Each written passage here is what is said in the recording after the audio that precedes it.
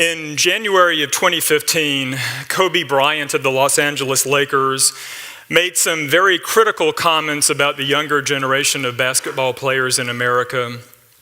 It was actually during a press conference following a loss to our own Memphis Grizzlies, in which he lashed out at the young men who have come up through the AAU system.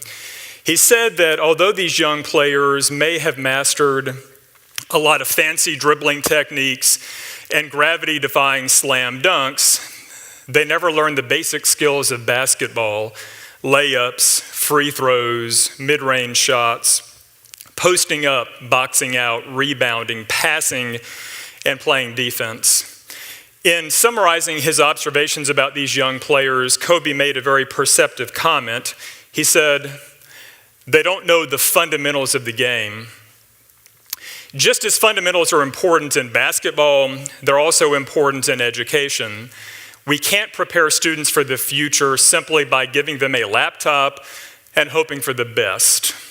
Now, we all know that TED events like this are based on ideas, big ideas, counterintuitive ideas. So the idea I'd like to propose today is this: one of the most effective ways of building strong fundamentals in students and preparing them for the future, ironically enough, is by looking to the past through the teaching of Latin.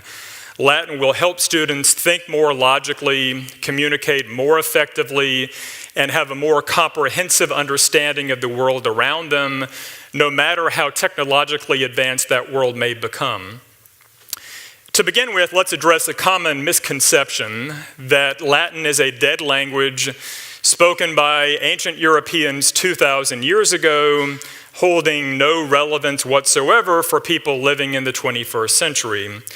There's even an old poem that expresses this point of view. Latin is a language as dead can be. First it killed the Romans, and now it's killing me. Now, students may feel this way sometimes, but this simply is not true. The reality is that Latin never died.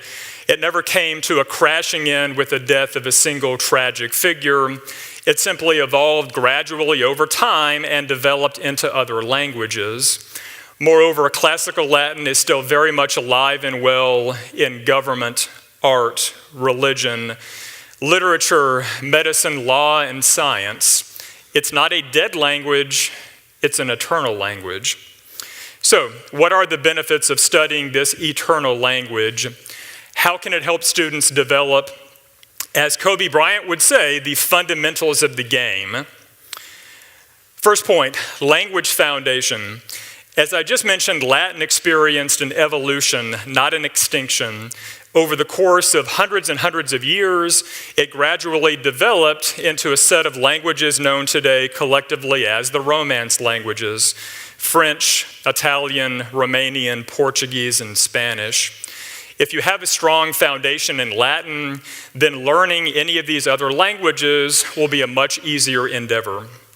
Number two, word power. English is not a Romance language per se, but nevertheless, about 60 to 70% of the words in the English language do derive from Latin. Here's an example.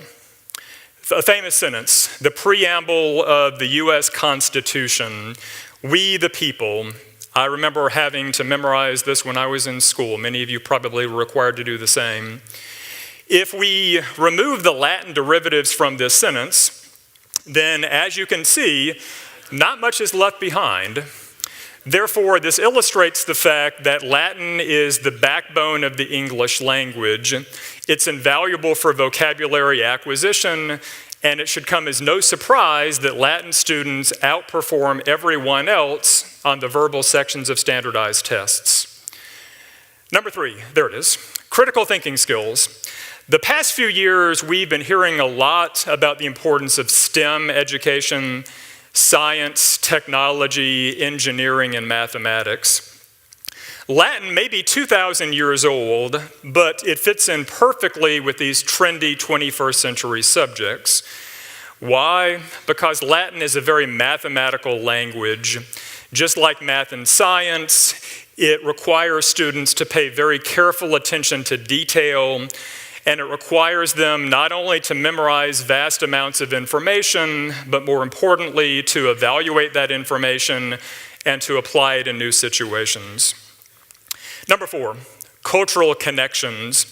By this, I simply mean that Latin encourages students to recognize the parallels between the ancient world and the modern world. Here's an example. A passage from the Roman poet Martial from a collection called De Spectaculis, which he wrote to commemorate the grand opening of the Flavian Amphitheater, a building better known today as the Colosseum. Although this is a poem about the Colosseum, it's not about gladiator combat. Instead, it's a celebration of the diversity of the spectators in the audience.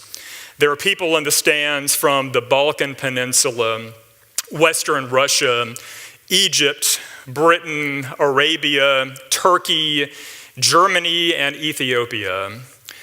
What's the significance? Well, the significance is that it reminds us that ancient Rome was a large, multi-ethnic, multilingual superpower, just like the United States is today. And along with the power and glory of being a huge empire came a lot of very serious challenges, many of the same challenges we're facing today. Studying how the ancient Romans confronted these issues 2,000 years ago, therefore, will help today's students grapple with these same issues in a much more sophisticated fashion. Final point, career preparation. I always like to give some examples of people who started out with a very strong foundation in Latin and who then went on to achieve success in a wide variety of areas. And I don't mean just doctors and lawyers. I mean performers like Chris Martin from Coldplay, Mindy Kaling from The Office and the Mindy Project, and Bob Dylan. Dylan not only studied Latin at Hibbing High School in Hibbing, Minnesota, but he was also a member of the Latin Club. Imagine that, Bob Dylan, a legendary nonconformist joining his high school Latin Club. He's been incorporating classical references into his music ever since. Writers such as Toni Morrison, the last American to win a Nobel Prize for Literature, and J.K. Rowling, the author of the Harry Potter series, both of whom minored in classical studies in college. Entrepreneurs such as Ted Turner, the founder of CNN, and Mark Zuckerberg, the founder and CEO of Facebook. One of the very first computer programs Zuckerberg ever designed was actually a video game based on the ancient Roman Empire. Moreover, he initially went to Harvard with an interest in majoring in classical studies until, as we know, he was sidetracked by a little computer project. NFL quarterbacks, such as Drew Brees, who was an excellent AP Latin student in high school, and Robert Griffin III, who was studying Latin at Baylor University during a record-setting season on the field. And finally, political figures from both the left and the right, Bill Clinton, Boris Johnson, and Condoleezza Rice. When students finish school and hit the job market, let's be completely honest, prospective employers are not specifically going to be looking for people who can conjugate Latin verbs in the pluperfect subjunctive. They're not specifically going to be looking for people who can translate Book 4 of the Aeneid, and they're not specifically going to be looking for people who can rattle off the accomplishments of the Julio-Claudian emperors. They will, however, be looking for people who can think logically, communicate effectively, and solve problems in innovative ways. In other words, they're going to be looking for people who know the fundamentals of the game, fundamentals which we can cultivate through the teaching of Latin. Thank you.